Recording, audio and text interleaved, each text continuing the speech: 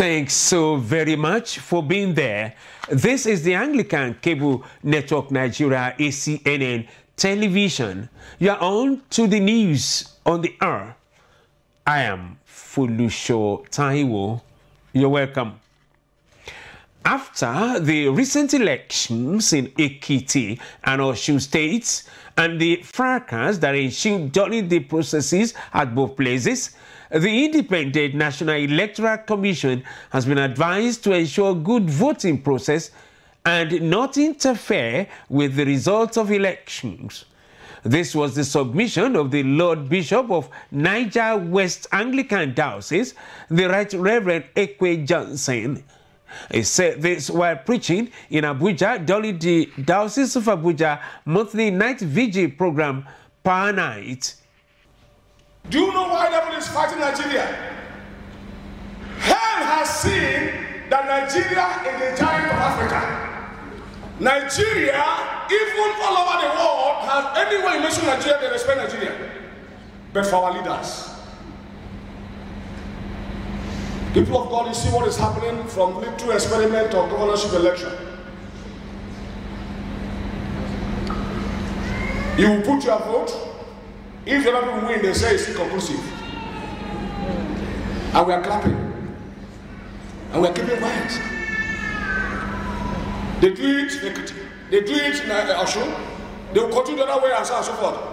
Why don't you allow a level playing ground? Whoever that wins, let him carry on. Let him carry on. These people, call them ACNN or those in government, do they think that we Nigerians are idiots? Do they think, do they really know we are intelligent beings? And they're talking about war against corruption. May God deliver this country. Yeah.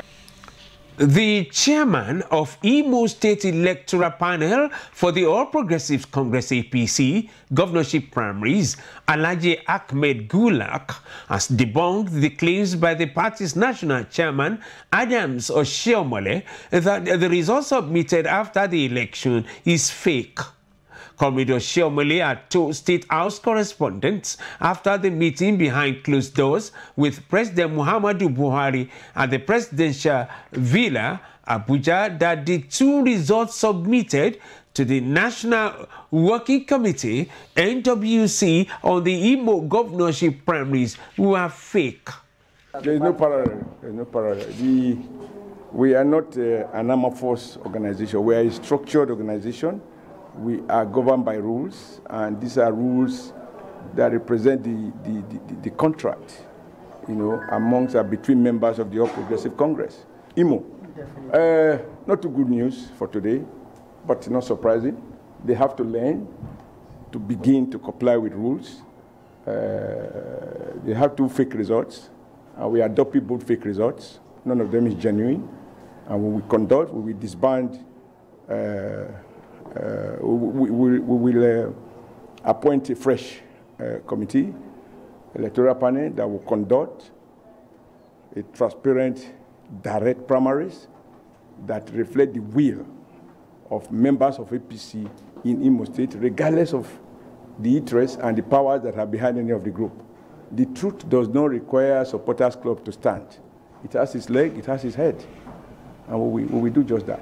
But while speaking through a phone call in a TV program, Alhaji Gulak said he would not like to join issues with the party's national chairman, but insisted that the result he submitted was genuine, stating that if there were issues with the result, the party has its own mechanism to sort out the issues, and also claimed that attempts were made to compromise the process in the state, though he refused to disclose the attempts. He also alleged that some members of the electoral panel were abducted by the governor on arrival, as according to him, the panel members did not follow the governor to the government house with their full consent, and also justified the reason for announcing the result of the primaries in Abuja. Raising security concerns, he further said that announcing the result outside Owerri did not in any way invalidate the exercise inasmuch as it was conducted in accordance with the party guidelines. He said there was no way the result of the primaries could have been announced in Owerri because of the situation on ground, and that he took the declaration of the result to Abuja based on privileged security information that compelled him to leave the state immediately. The People's Democratic Party (PDP) has unveiled new plans in its bid to hold a transparent, fair and credible national convention on Sunday. The party said it hopes to produce an acceptable presidential candidate on Sunday. According to the main opposition party, the National Convention, which will hold in Port Harcourt, Rivers State on Sunday, will be of an international standard that will be envied by other political parties. These views were conveyed by the National Publicity Secretary of the party, Kola Ologbodiyan, speaking with journalists in Abuja, where he stated that the PDP will show to the world that it was democratic in the conduct of its internal affairs. He said, unlike in the past when presidential aspirants were not allowed to nominate agents to represent them during delegate elections, the National Working Committee had chosen to broaden their participation by giving them the opportunity to nominate 2 people each into the accreditation and electoral committees respectively. He said each of the presidential aspirants will nominate 2 people into the accreditation committee and another 2 into electoral committee. When asked about the quality of a presidential candidate that the party will produce, the PDP mouthpiece said that the party was looking forward to the emergence of a candidate with the capacity to quickly revamp the economy. He said the aim was to end what he described as the disastrous stewardship of President Muhammadu Buhari-led All Progressive Congress administration. Meanwhile, the All Progressive Congress APC National Working Committee for the Lagos governorship primary has declared Babajide Sanwo-Olu as the winner of the election in the state. The chairman of the panel, Clement Ebri, made the declaration on Wednesday. Prior to the declaration, there had been a conflict between the NWC panel and the Lagos APC chairman, Tunde Balogun, on the election. Sanwo-Olu polled 970,851 votes, while his contender, the incumbent governor, Akinwumi Ambode, had 72,901 votes. The Christian Association of Nigeria (ACNN) and a faith-based NGO, Catalyst for Global Peace and Justice (CPJ), have appealed to the federal government to suspend political activities in the country until the abducted Dapchi schoolgirl Leah Sharibu and over 100 Chibok girls still in Boko Haram captivity regain their freedom.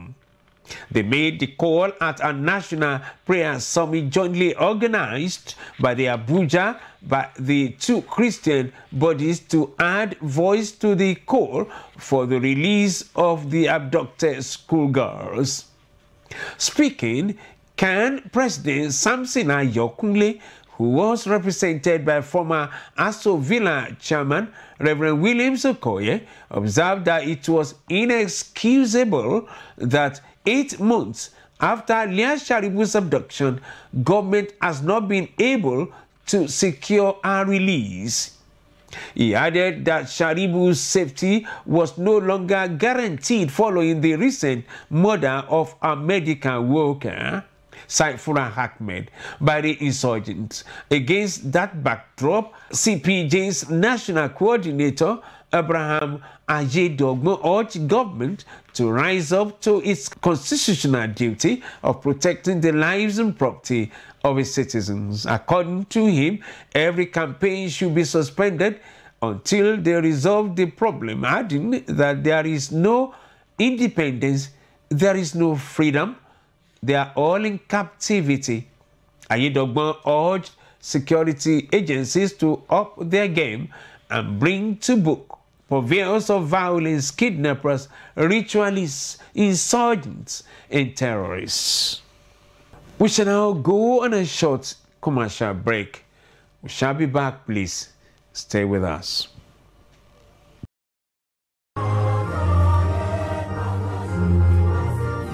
Ajayi Crowther University admission has commenced. Programs on offer include undergraduate, postgraduate, part-time, HND conversion, foundation and pre-degree programs in faculties of law, humanities, education, natural sciences, social sciences, and management sciences. Faculty of Engineering offers mechanical, electrical, electronics, and computer engineering. Faculty of Environmental Studies features architecture and estate management. Our tuition is affordable and payable in 3 installments. Visit www.acu.edu.ng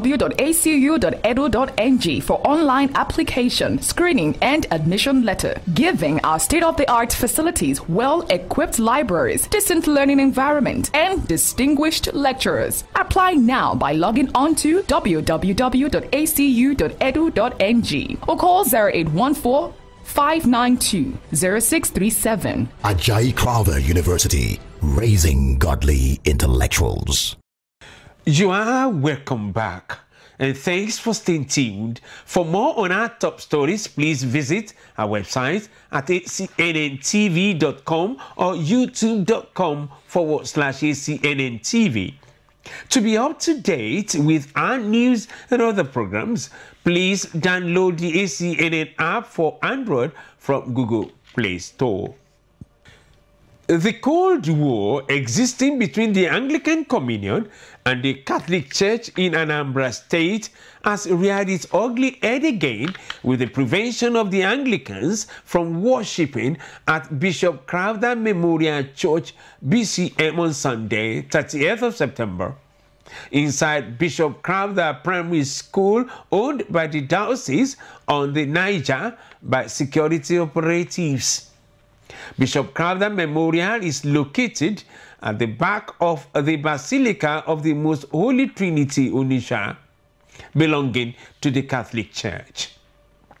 It was reported that worshippers were seen standing in front of the house of the priest in charge of the church, Reverend Dr. Leonard Onwuziligbo, praying and singing praises to God, while stern-looking policemen, officers of the Nigerian Security and Civil Defense, men of the Anambra State Vigilante, AVS, and men of Operation Clean and Healthy Anambra State, popularly known as Ocha Brigade, barricaded the entrance of the church. Speaking in an interview through the phone with ACNN News is the Archdeacon of Onitsha Archdeaconry, the Venerable Obi Ubaka, who threw more light on the challenges the church has been having with the authorities in Bishop Crowther Primary School. It was on 22nd September, Saturday, 2018, that we got wind that the government wanted to, use that premises where we worship as an IDP camp. And that place is a school compound, St. Simon's Bishop Crowther Memorial Primary School compound. So in that compound, there are 2 buildings. Formerly, the whole place was Crowther Memorial Primary School. But sometime in 1980-something, another school was introduced in that place. That's the school that was introduced in that place was a school that was formerly inside Holy Trinity Cathedral, the Roman Catholic Cathedral, what they call Basilica. That primary school supposed to be bona fide school of that, the Roman Catholic Church inside the Basilica. Because of their politics, they brought that school into Crowder Memorial Primary School. And that school is Omuebuka Primary School. From that 1980-something, is hosting 2 schools now, Crowder Memorial Primary School and then Omuebuka Primary School. When the issue of IDP came, this 22nd September, the headmistress of the school and the chairman of Anambra West local government area, the local government area that had a flood problem, and one other government official, the Onitsha, not local government chairman, they came and met the priest in that compound, the priest that is in charge of that compound. And then he was asking them, because the key to where we worship, the headmistress had one key, and the church has another key. They came without any recourse to the church, opened the place, and said the IDP will camp in that church, in that place we are worshiping. The priest asked them, okay, what of the people worshiping here, the church worshiping here? They said, okay, they can make a temporary arrangement. They can erect a temporary structure. In the spirit of solidarity with the IDP people who are challenged, we started to erect a temporary structure to accommodate the church while the IDP issue lasts. People from the Commissioner of Education, the chairman of ASUBED, Anambra State Basic Education Board, came on Monday, and then we are asking what is happening. They were told that we've been displaced from where we are worshiping, and we are asked to do a temporary something, and that was what we are doing. They said, okay, that we should stop because the poles have gone up, the pipes to carry the roof. Now they said, okay, that we should stop erecting that structure, that instead we should now go back to where we are worshiping, that they should now make another arrangement for the IDP. That is the next block. That block was there when they chose where we were worshiping to camp them. So now when they saw we have started erecting something, and they sensed that, in fact, they have 2 evils with them to grapple with. One is that temporary structure, and the other one is relocating the IDP people. So they now decided to choose a lesser evil, that is relocating the IDP to the next block to allow us to go back to where we were worshiping. On Tuesday, the government came and then started walling the compound, the entire compound, fencing it with block fencing. On Wednesday, the church, the diocese, went and visited the IDP people in that compound with relief materials to identify with them, to show solidarity with them, to tell them and to encourage them, and then to make them feel that we are, to understand that we are one with them in their problems. We gave them materials, relief materials, and prayed for them and encouraged them to stay on. Now, that Wednesday, the fence had gone up because they started erecting fence around the compound to install a gate. Now, some time ago, we tried to put a fence around the compound. They pulled it down. Another attempt was made. They pulled it down. Now, on Sunday morning, we came for worship in that compound. They used the police and the Ocha Brigade, the Anambra State Security Agency, and the police, to stop us from going into that compound to worship. Mind you, they have asked us we should stop erecting what we are erecting, that we should go back to where we are worshiping. But on Sunday, we came for the worship. They stopped us from going into that compound. That made us to now worship on the main road. We conducted our service for last Sunday on the road. The police and the Ocha Brigade and all the security apparatus that were there. now after the Sunday service. Then we build to worship again in that place. We ask the whole diocese to come, that we will observe October 1 Independent Celebration Service in that compound. So we all came and then entered that compound and worshipped. Negotiations and talks started to take place. So that is where we are. However, Catholic Archdiocese of Onitsha, while reacting through its Director of Social Communication, Reverend Father Martin Uko, and the Chief Press Secretary to Archbishop Valerian Okeke, Reverend Father Benjamin Ogbunuko, said the Catholic Church had no hand in any land dispute between the Anambra State government and the Anglican Church.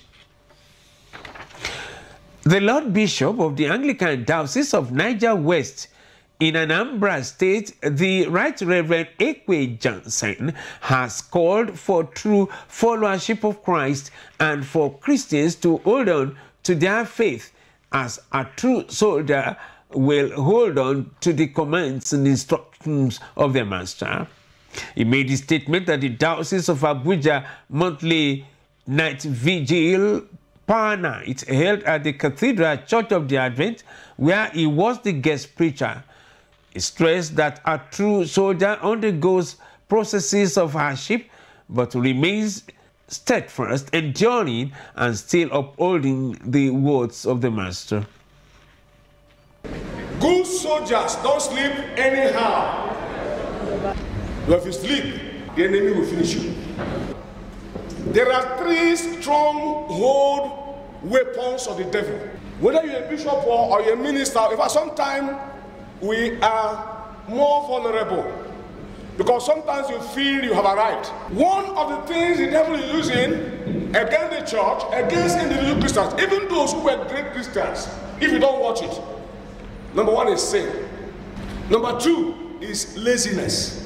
And the worst again is ignorance. Like I say from the word soldier, it's not a joke. Smartness in attitude, in disposition, spiritually and physically. Obedience. And obedience is the first commandment in the church. Paul taught these values. Number 1, for you to live this Christian life, you must be like a soldier. And what a soldier is known of? A soldier is known for being strong. For being what? Strong. A soldier, all the trainings of a physical soldier are putting together to making you solid, making you hard, making you strong, making you firm, to the point that you cannot be broken. And that's why I love the version that says, endure hardness. You are made hard, you are hardened. You don't give in easily. Some of us, small trouble will come, you give in. A soldier is astute, rugged, strong, not yielding in. Come red, come shine, forward never, backward never. Also, during the sermon, Bishop Ekwe urged Christian leaders and teachers to see to the good management of youths, identifying their gifts and talents and channeling them to the positive direction. Like our brother who gave testimony, I thank God for him. The one who gave his life to Christ. Somebody should know him and disciple him. Alright? That's what we don't really get. Help him because he's going to be a great man. I don't like dampening the zeal of young people. Encourage them. Anywhere they go, there's a way you can motivate them. But not stopping the gift of God in them. Because nobody has a monopoly of what the Lord has to bless humanity. Amen. Be careful what to do with these little ones. For their angels see the face of God. Matthew 18 verse 10. The cleric, who have been dubbed as the dancing bishop, gave nothing less of the expectations of the congregation when he led everyone in his style of praise and worship.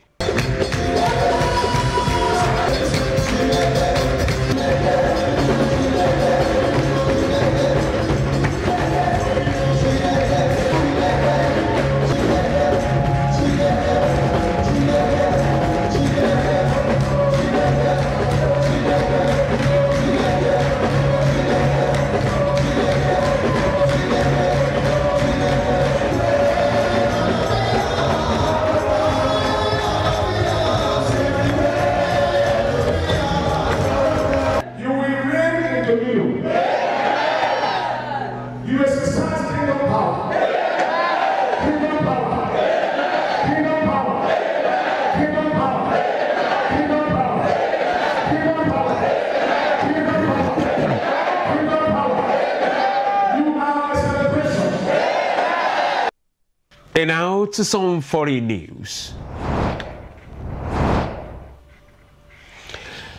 The government of Ghana has ordered the reopening of all retail outlets and shops belonging to foreigners in the country. It will be recalled that Nigerians in Ghana protested the closure of their shops by government authorities and alleged victimization by the country's government.